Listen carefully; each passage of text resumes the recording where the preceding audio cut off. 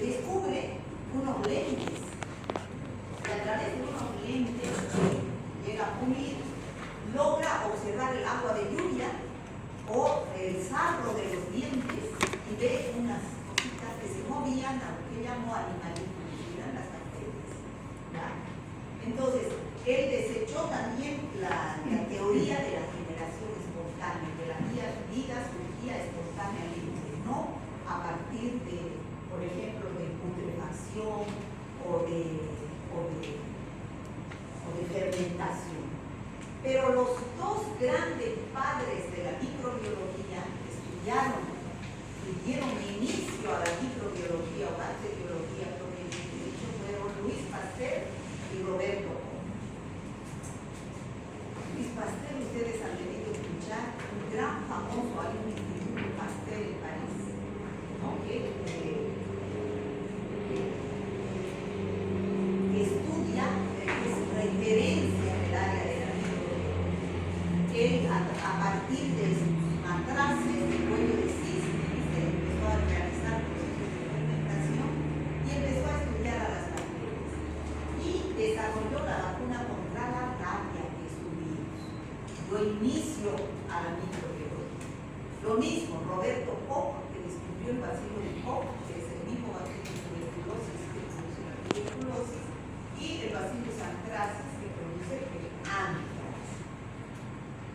Luego tenemos a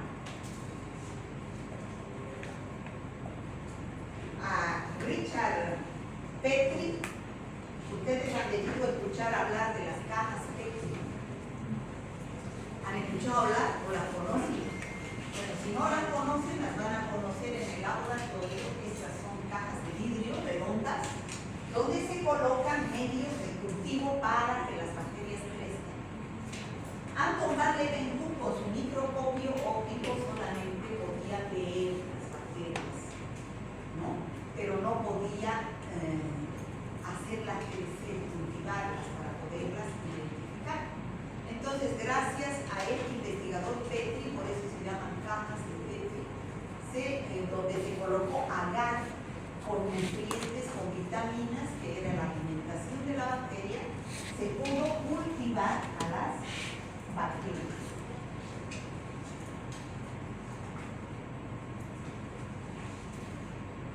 Y por último tenemos a Christian Gram. Ustedes han debido escuchar hablar de la tinción de Gram. ¿Han escuchado hablar?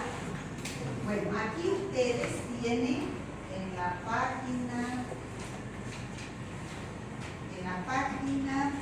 página 11 de su guía toda la clasificación de la tinción de Gram. ¿Ya? Esta es la clasificación de la tinción de Gram.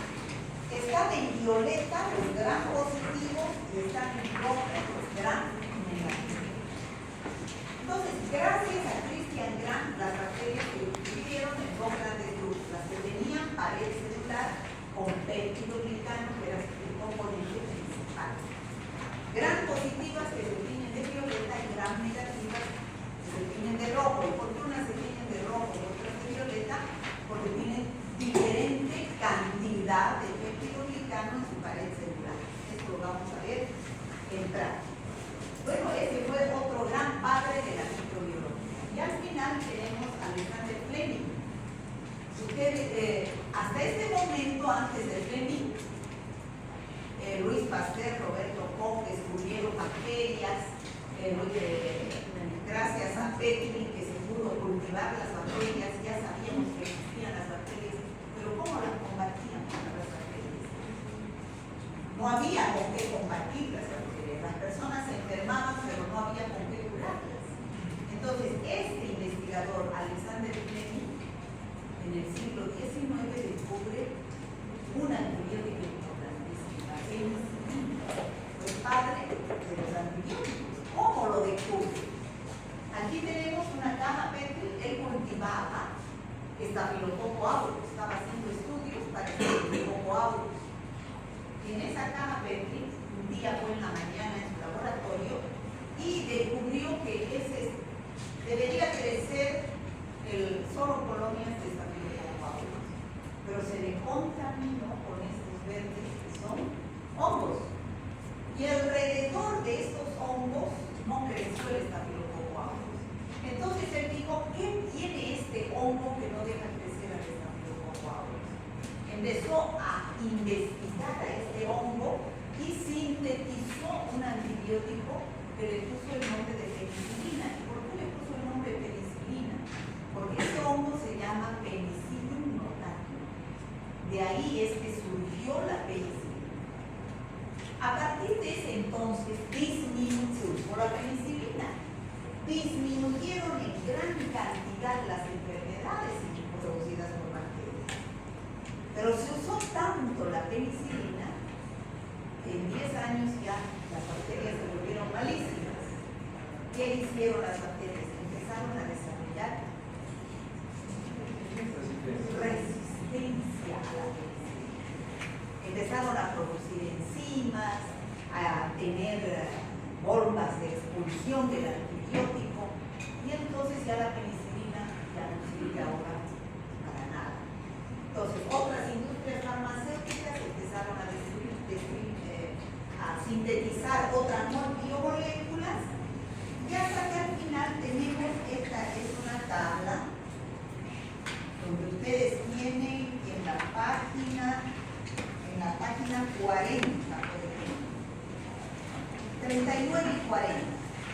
La página 39 y 40 ustedes tienen la clasificación de todos los antibióticos que se estudian y existen en la actualidad. Esta lista está actualizadísima a este año. Se descubrieron tantos antibióticos porque a medida que se descubrían iban las bacterias volviéndose más bravas contra los nuevos antibióticos que se descubren. ¿Ya? Y entonces, ¿qué sucede actualmente? Queremos crear conciencia en los médicos, sobre todo en ustedes que son médicos de formación, de que no se puede usar los antibióticos a noche y noche. El antibiótico hay que hacer un uso discriminado, porque para evitar la resistencia. Actualmente, la resistencia a los antibióticos está tan grande que los pacientes se mueren porque ya no hay con qué tratar. ¿Por qué? Porque nos automedicamos. ¿Por qué? Porque hacemos mal uso de los antibióticos. Entonces, ¿qué es lo que hay que hacer? Hacer un uso discriminado de los antibióticos. Pedir un análisis para saber cuál es la sensibilidad de esa bacteria para dar el antibiótico adecuado. Porque vamos a llegar a un momento en que vamos a estar como en la era antes de descubrir la penicilina. ¿Cómo es? Sí, antes. No va a haber, las bacterias nos van a ganar. No va a haber con qué tratar a las bacterias. ¿Ya? Si en la actualidad, ¿qué es lo que tenemos? Ya biología molecular. Lo que anteriormente, o sea que ya sabemos la secuencia genética de los microorganismos a través de máquinas, de equipos sofisticados como el FilmArray, el MAPTEC, el BITEC. Entonces lo que hacemos es biología molecular. Ya no solo calculamos las bacterias, sino sabemos la secuencia genética y hacemos una identificación mucho más específica de los microorganismos. Entonces, ustedes se dan cuenta que la microbiología avanza a pasos gigantes. Desde lo que era al inicio, que poníamos, donde veíamos las bacterias con un microscopio de alto radio electro, que eran unos hiperlentes unidos, hasta lo que actualmente tenemos, que son recicladores, ¿ya? Que hacen estudios de ADN genético de las bacterias y de los virus y de las hongos y de los parásitos. ¿Ya? Entonces, este es un resumen de lo que hemos hablado desde el siglo XVII de Luis Pasteur, Roberto Koch, ¿no es cierto?, hasta llegar al siglo XXI, que estamos en la era de la biología molecular. Entonces, si se dan cuenta, esta es una ciencia muy dinámica que todos los años hay que ir actualizando.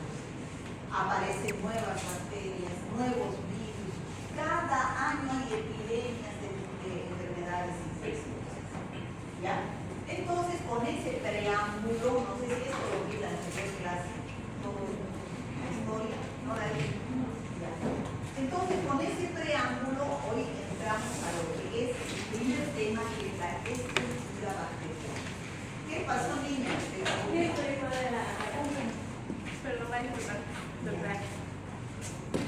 Bueno, es la estructura bacteriana, es la unidad número 1. Estas son las bacterias. Claro que no las vamos a ver así en el laboratorio. En el laboratorio tenemos un simple microscopio óptico. Se las ve así con un microscopio electrónico. Es un algoritmo. ¿Ya? Pero así son las bacterias. Ya les dije, en cada clase yo pongo las competencias que ustedes deben adquirir. Entonces, ustedes, al finalizar la clase, ustedes deben ser capaces de identificar los componentes estructurales de una bacteria. ¿Qué es lo que vamos a hacer? Vamos a descuartizarla a la bacteria para que ustedes la conozcan. Una bacteria está constituida por pared celular y una pared celular, una membrana citoplasmática. Bueno, esta es pared celular, una membrana citoplasmática, un citoplasma que es líquido y un núcleo que es un filamento de ADN que no es un núcleo verdadero, es un nucleoide, porque no tiene membrana nuclear. Los nucleoides, que es un filamento de ADN cromosómico. ¿Ya? Esos son los dos, niñas. Perdón. ¿No es mi alumna usted? Sí, es que tengo que hacer una pregunta. Eso me molesta. Que entren, salgan, porque me distraen a mí y distraen a mis compañeros. Ya, por favor, chicos, si van a entrar, se quedan nomás. ¿Ya? Bueno, esos son los 4 componentes. Y ustedes al finalizar tienen que identificar esos componentes estructurales de una bacteria. Diferenciar, esos son los componentes que toda bacteria tiene que tener sí o sí, porque si no se muere. ¿Ya? Es una bacteria que sí o sí tiene que tener esos componentes. Si no tiene, no existe la bacteria. Y las estructuras variables. Variables, ¿qué quiere decir? Que algunas bacterias tienen y otras no tienen. Como por ejemplo, ¿cuáles? Los flagelos. Estos son flagelos que sirven para que la bacteria se mueva. Las fimbrias, que son estructuras que sirven para que la bacteria se adhiera. El glicocalis, que son unas microfibrillas que sirven también para adherencia. La cápsula, que es una estructura que algunas bacterias tienen por fuera que la protege de los macrófagos. Y algunas bacterias que forman esporos. ¿Qué es el esporo o espora? Es la forma de resistencia de la bacteria. Bueno, eso es lo que ustedes tienen que llegar a conocer. Elementos variables y elementos constantes o obligados que deben tener. De cada uno de estos elementos vamos a describir su función, para qué sirve dentro de la bacteria, qué función tiene, cuál es su composición. Eso es lo que ustedes tienen que llegar, al salir de aquí, tienen que saber. Si ustedes, es sencillo, si al salir de aquí ustedes no han aprendido estas competencias, no han logrado, en vano han venido. ¿Ya? Entonces traten de unas 45 minutos, creo que nos quedan. Nos queda 31 minutos. En estos 31 minutos traten de entenderme, de no distraerse para poder lograr estas competencias. esta es una bacteria. Yo la he dibujado allá para que ustedes entiendan. Tiene su pared celular, está roja, su membrana citoplasmática, está amarilla. Entre pared celular y membrana citoplasmática no están pegaditas, no están así. Hay un espacio. Y este espacio que existe entre la pared celular y este de aquí, este espacio se llama espacio periplásmico. Espacio periplásmico. ¿Ya? Este es un espacio. Aquí tenemos el núcleo, que es un filamento de ADN, es el cromosoma bacteriano, que es donde se realiza la genética de la bacteria, el citoplasma, que es líquido, y los elementos que algunas bacterias tienen, flagelos, estas fimbrias, esta cápsula que es la celeste. Y entonces aquí vamos a empezar a describir los elementos que sí o sí, que son 4 que tienen que tener una bacteria, si no se muere, y los variables, que algunas tienen y otras no son imprescindibles para su vida. ¿Ya? Vamos a empezar con estos elementos bacterianos que son fijos y constantes y obligados. Pared celular, membrana citoplasmática, citoplasma y el núcleo o nucleoide. ¿Por qué se llama nucleoide? Porque no es un núcleo verdadero, ¿no? Entonces, ustedes han debido escuchar hablar de célula procariota y célula eucariota. ¿Han escuchado hablar en biología? Entonces, las células pueden ser procariotas y eucariotas. Más simple es una célula procariota y esas son las bacterias. Bacterias son células procariotas. Más complejas son las células eucariotas. No vamos a hablar de las células eucariotas porque ahí están los parásitos, los hongos, hablarán en esa materia. Yo les voy a decir las diferencias que hay entre una célula eucariota y una procariota. Más grande, la bacteria o procariota más chiquita. Segunda diferencia, tiene membrana nuclear, no tiene membrana nuclear. Es un filamento, un ovillo que está dentro.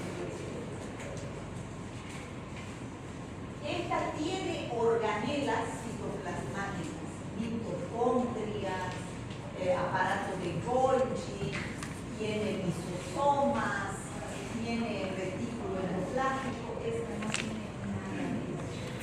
Solo tiene ribosomas, nadando en el citoplasma. Otra diferencia, su pared celular de esta eucariota tiene quitina y celulosa como componentes orgánicos.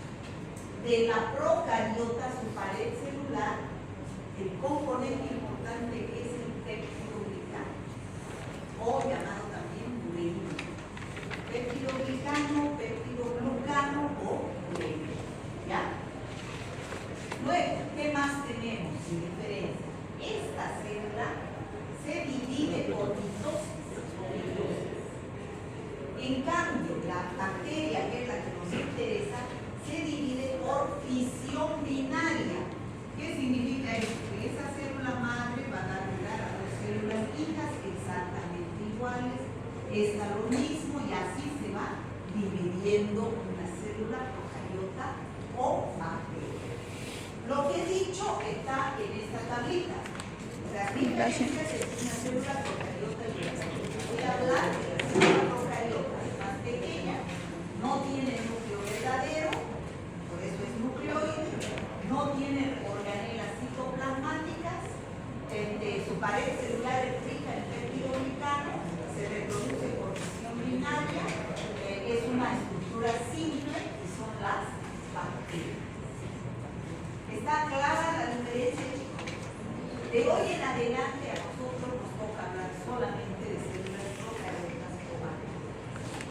Entonces, vamos a hablar de la primera estructura que tienen las bacterias, que es la pared celular. Dijimos en las competencias que de cada una de estas estructuras vamos a hablar de su composición y de función.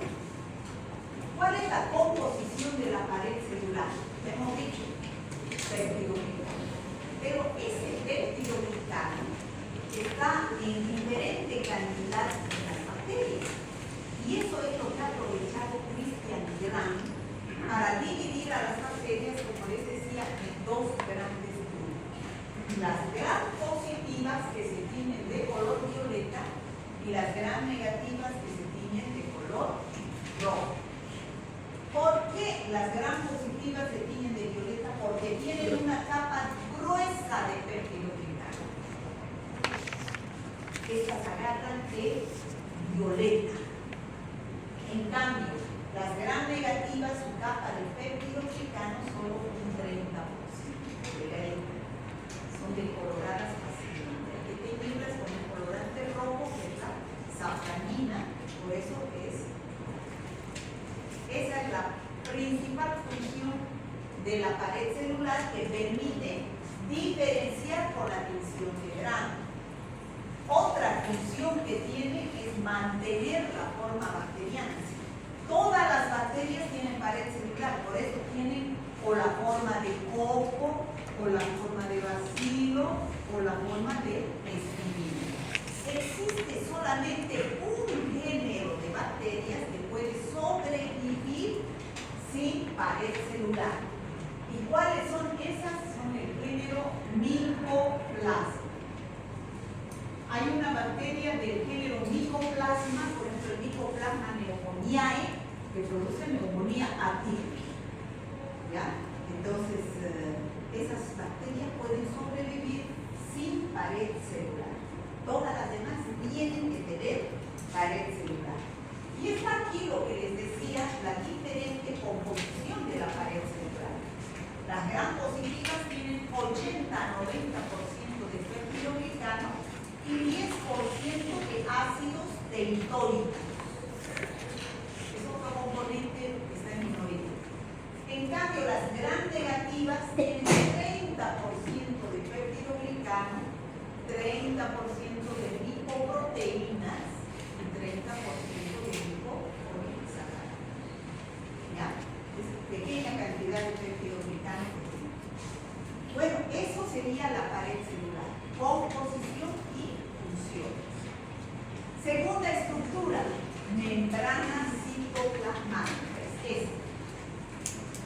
Ya hemos dicho que entre pared celular y membrana citoplasmática hay un espacio que se llama espacio cristalino. Esta membrana citoplasmática está constituida por fosfolípidos y además por proteínas en su interior o también en la periferia. ¿Ya? ¿Qué funciones tiene esta membrana citoplasmática? En esta membrana citoplasmática hay unos poros. A través de estos poros entran las sustancias nutritivas desde el medio extracelular hacia la bacteria, porque la bacteria es ser vivo, necesita alimentarse. Y en la bacteria también se produce un metabolismo, produce sustancias de desecho. Entonces, a través de esos poros también se eliminan esas sustancias de desecho. Por eso se dice que es una barrera selectiva donde hay ese transporte de nutrientes hacia adentro y la eliminación de desechos. Además, tiene otra función que en la pared, en membrana citoplasmática, se produce una reacción del metabolismo que es el catabolismo, donde se produce la energía que necesita la bacteria en forma de adenosíntrifosfato, o sea, ADP. Se produce en la membrana citoplasmática. ¿Ya? Y ahí también se sintetizan otros componentes como por ejemplo la cápsula.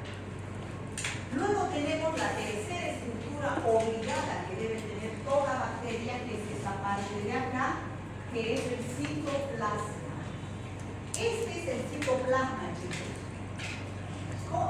Que es el sitio donde se producen todas las reacciones metabólicas de una bacteria. El catabolismo para producir energía y anabolismo para sintetizar sus componentes. ¿Qué hay en el citoplasma? Agua en un 70-80%, en enzimas. Los ribosomas son estos puntitos morados. Los ribosomas están en el citoplasma de la bacteria. ¿Qué función tienen los ribosomas? Sintetizar proteínas. Si no hubiera ribosomas, no hay proteínas para la bacteria. Estos otros puntitos que tienen, ¿qué son?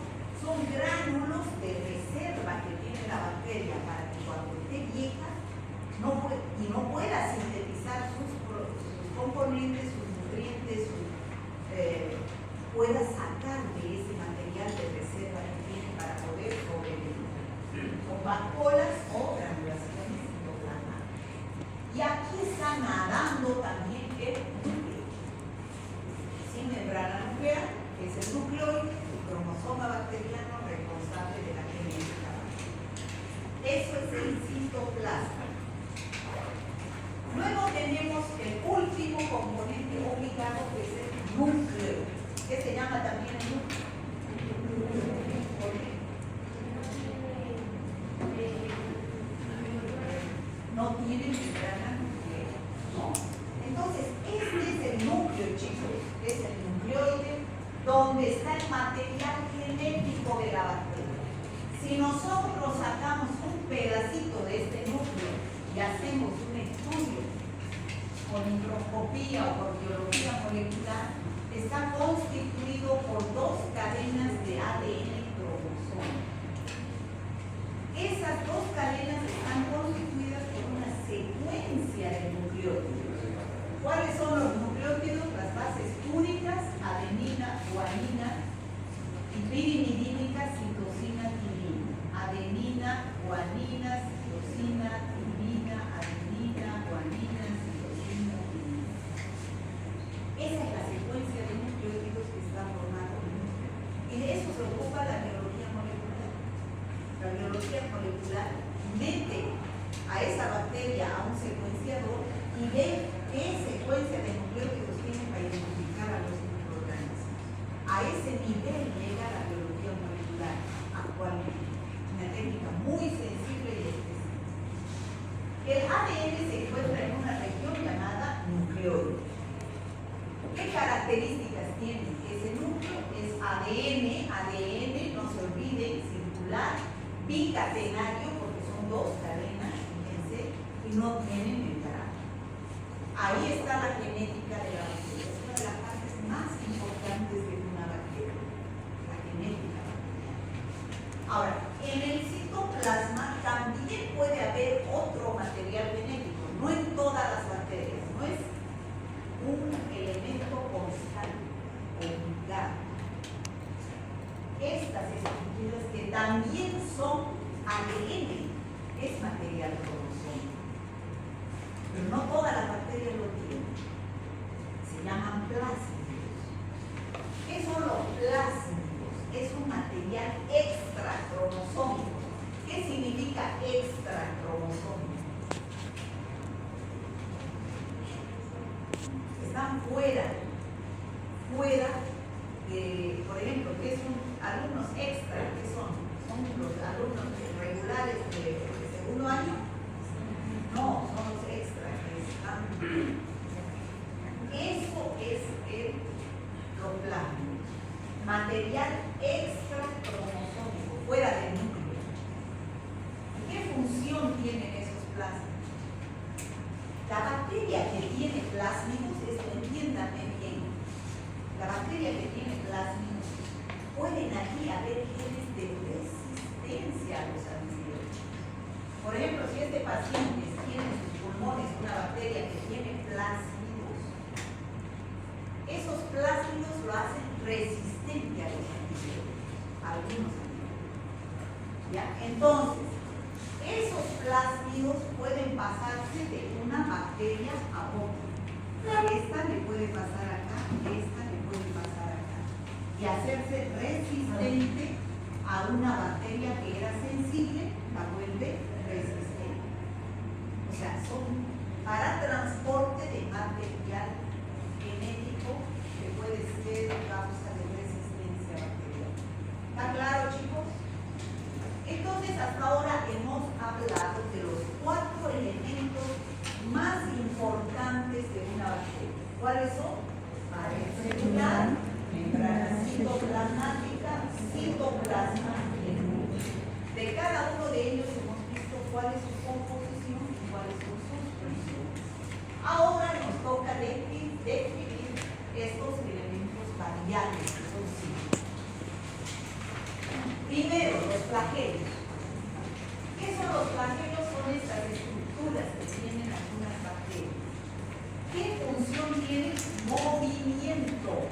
Bacteria que no tiene flagelos, como esta, es atrítica, sin movimiento. O sea, es inmóvil, pero no quiere decir los ojos, por ejemplo, son inmóviles, no tienen flagelos. Bacterias que tienen un solo flagelo, como por ejemplo el vibrio cólera, que produce la enfermedad del cólera, se llaman monótricas, porque tienen un solo flagelo. Hay bacterias que tienen varios flagelos, pero en un solo extremo. Se llaman blocotricas. Ahora, hay bacterias que tienen flagelos en ambos extremos. Se llaman anfíbicas. Y hay bacterias que tienen flagelos todo alrededor de ellas. Esas se mueven mucho mejor. Esas son perítricas. Peri quiere decir alrededor. Perímetro, alrededor. Perítricas. ¿Está claro, chicos? Función, movimiento. Y de acuerdo a la disposición de los flagelos reciben esas denominaciones. ¿Está claro? Segundo elemento, fímbrias. Son estos pelitos que ustedes ven acá. Son rígidos, no son como el flagelo. Son rígidos constituidos de proteínas. Son numerosas, están todo alrededor. No todas las bacterias así. ¿Qué función tienen las bacterias que tienen esas fímbrias o pilis también se llaman? Dos funciones tienen. Uno, adherencia. Y dos, función sexual. ¿Qué significa adherencia? Cuando entra esta bacteria a mi organismo, ¿qué va a suceder? Por ejemplo, la Neisseria gonorrea, que produce la gonorrea, es una infección de transmisión sexual, ingresa y se agarra a través de esas fímbrias a las células del epitelio uretral. Vienen nuestras defensas, que son los macrófagos, a quererla fagocitar y no puede desprenderse. Entonces es un mecanismo de defensa, de virulencia, de patogenicidad que tiene la bacteria. ¿Ya? Esa es una función, adherencia, forman biopelículas. Otra función que tienen estas bacterias que tienen fímbrias es esto, fíjense, función sexual. Esta es una bacteria que tiene fímbrias. Esta es otra bacteria que tiene fímbrias. Se juntan y a través de sus fímbrias intercambian material. Esa es la función sexual de una bacteria a otra bacteria. Pueden ser plásmidos, pueden ser genes de resistencia a través de plásmidos, pero esa es la función de las fibras. ¿Está claro, chicos? ¿Sí? Adherencia y función sexual. Cápsula. ¿Qué es la cápsula? Es esta estructura celeste que algunas bacterias tienen. Es como una coraza, miren, yo lo puedo, una coraza que tiene algunas bacterias. Por ejemplo, ¿qué bacterias tienen cápsula? Streptococcus pneumoniae, Klebsiella pneumoniae, Neisseria meningitidis, Haemophilus influenza. ¿Por qué estas bacterias tienen cápsula? Porque son más virulentas. ¿Qué significa? ¿Usted sabe lo que es virulencia? Virulencia es un término malo, negativo, o sea, es una bacteria más patológica. ¿Por qué? Porque cuando una bacteria ingresa al organismo humano, siempre que ingrese una bacteria va a producir una enfermedad infecciosa. ¿Qué dice?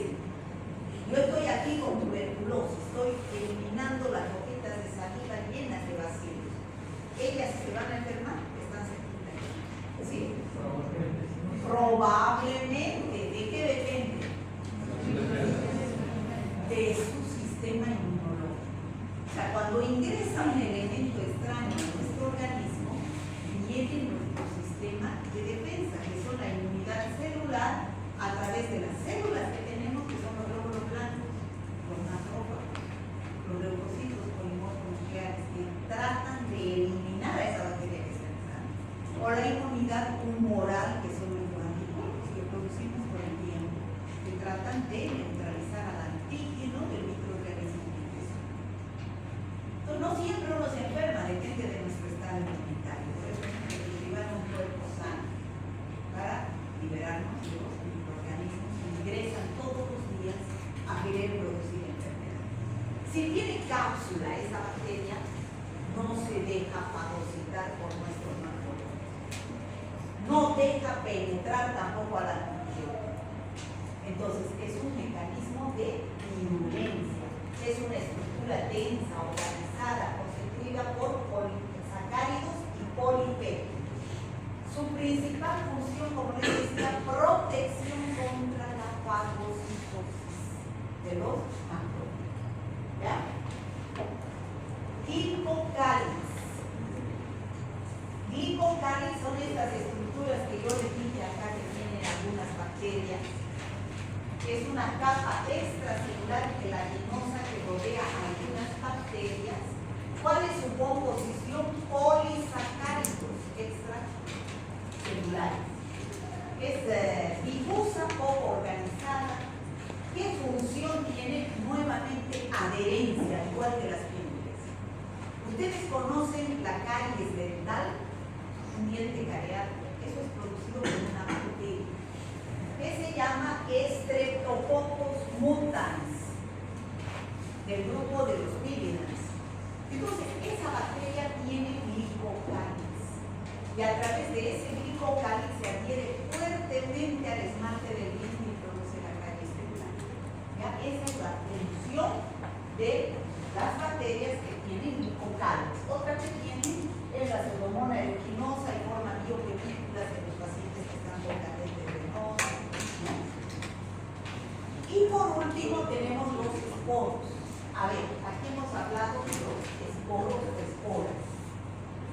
Todo esto que hemos definido, chicos, de la célula bacteriana, los elementos obligados, facultativos, todo eso que hemos hablado, es cuando la bacteria se encuentra bajo la forma vegetativa. ¿Qué significa forma vegetativa? Que la bacteria se va a encontrar en esta forma, con todos sus componentes, cuando está en condiciones favorables de vida. ¿Qué significa favorables? A una temperatura adecuada, a un pH adecuado, con nutrientes, vitaminas. Entonces, en los medios de cultivo, en el laboratorio, tienen esas condiciones.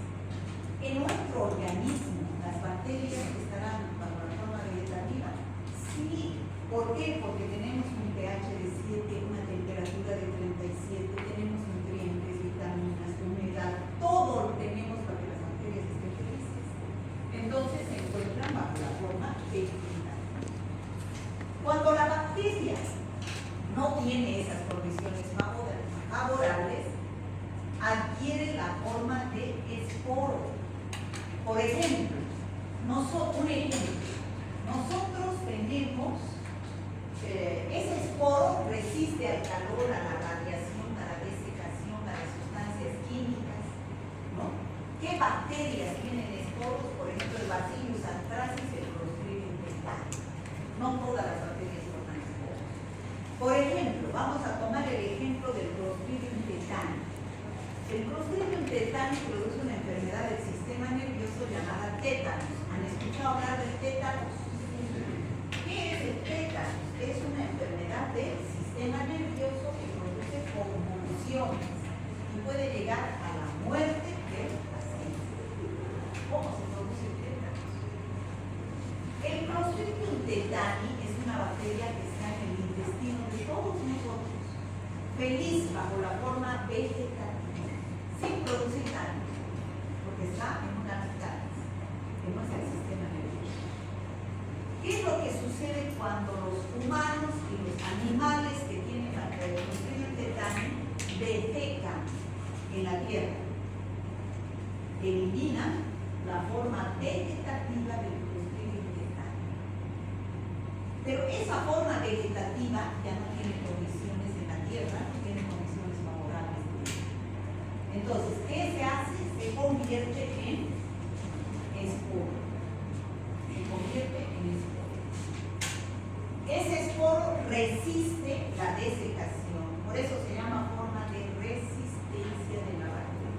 No se murió la bacteria, mantiene todas las condiciones favorables de vida, puede producir enfermedad, pero se convierte en esporo que tiene dos componentes, que son el pore y el córtex. Ya no tiene pared celular, ni gran citoplasmática, nada de eso.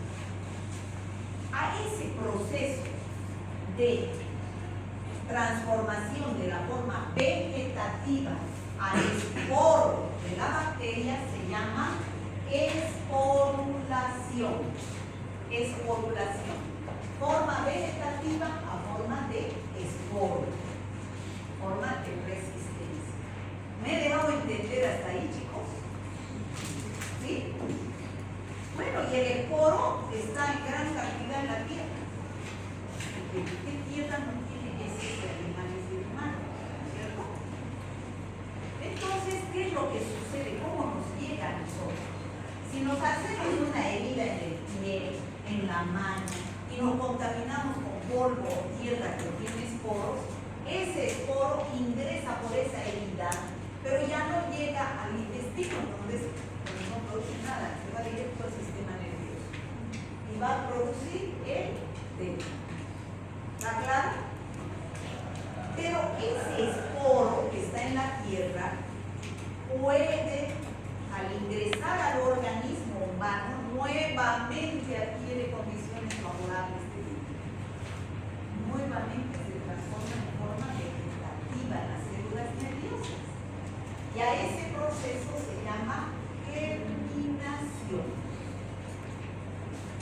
Esporulación es de esto.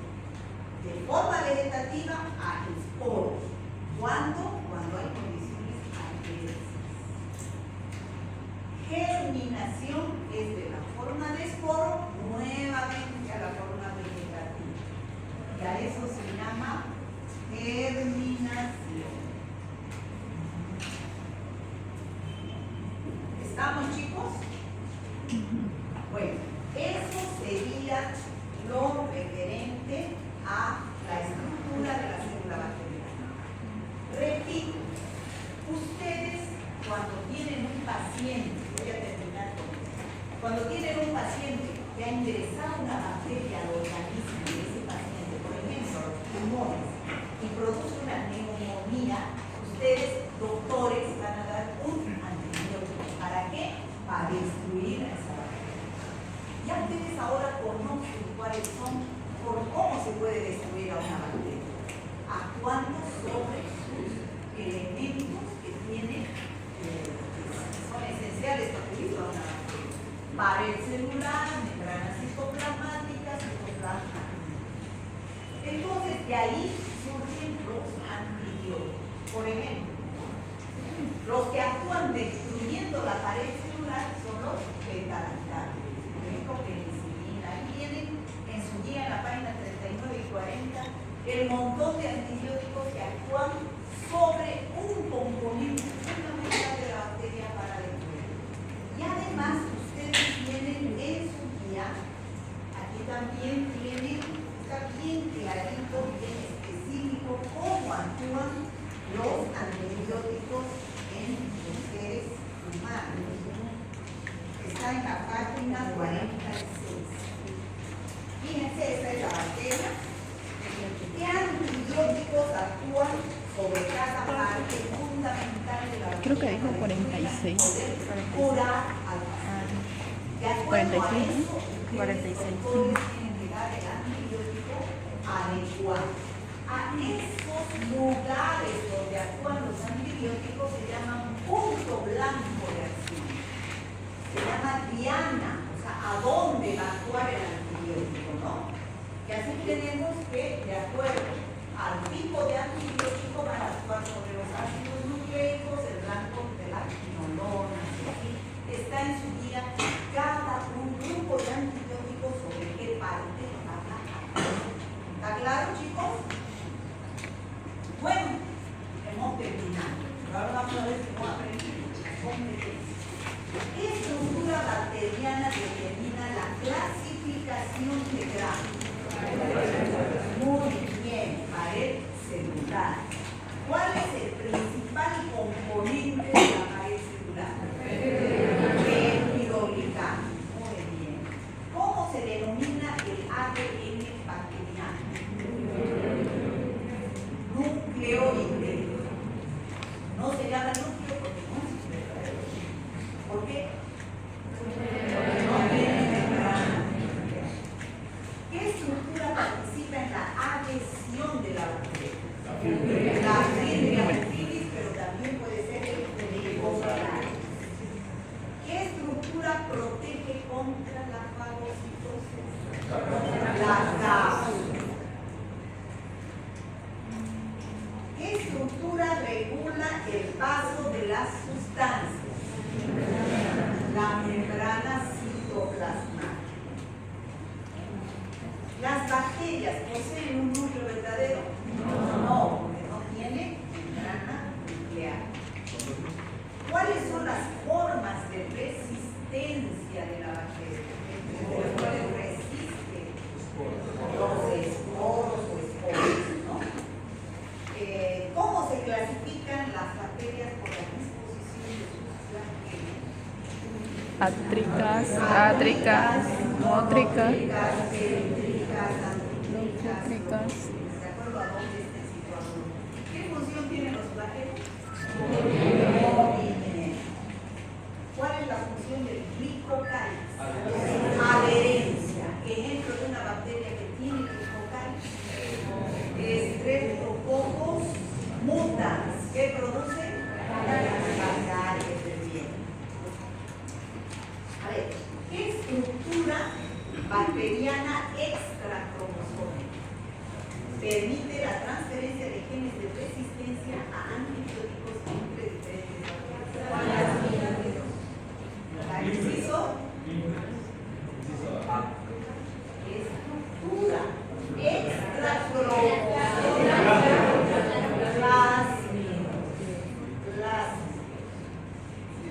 Si administramos un antibiótico de la familia de los beta-lactámicos, y hemos dicho que cada familia actúa sobre diferente parte de la bacteria, ¿sobre qué estructura bacteriana estamos actuando para detener una infección? Pared celular. Los beta-lactámicos, como la penicilina, cefalosporina, casaminina, actúan sobre la pared celular. ¿Cuál es la función principal de la cápsula en términos de patogenia médica? ¿Cuál de las cuatro? ¿Qué función tiene esas cuatro de la cápsula? Prevenir la respuesta inmune al virus de la fagocitosis. Muy bien. A ver, este es un ejemplo clínico para que ustedes entiendan fácilmente.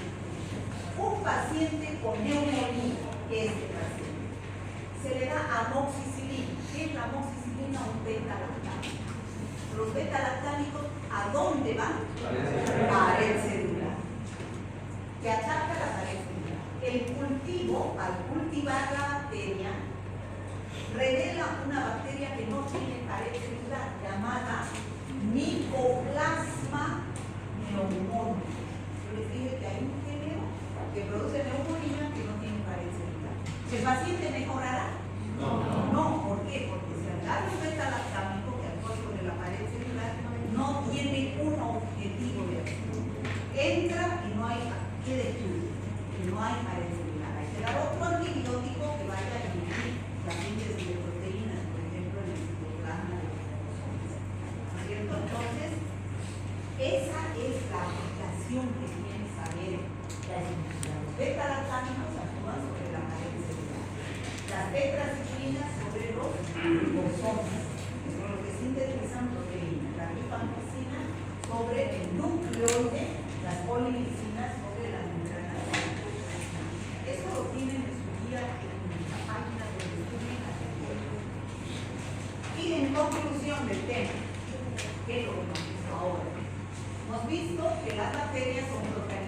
¿Estamos de acuerdo? Hemos visto los componentes constantes, pared celular, membrana citoplasmática, citoplasma, núcleo y los variables, flagelos, vocales, fibras, cápsulas. Hemos visto la composición química y las funciones de cada uno de ellos. Hemos visto que cada uno de estos son mecanismos que son capaces de producir enfermedades. Fibras se adhieren, cápsula evita la fagocitosis, pared celular evita que la bacteria se inicie, ¿no? Cada uno tiene una función importante que la mantiene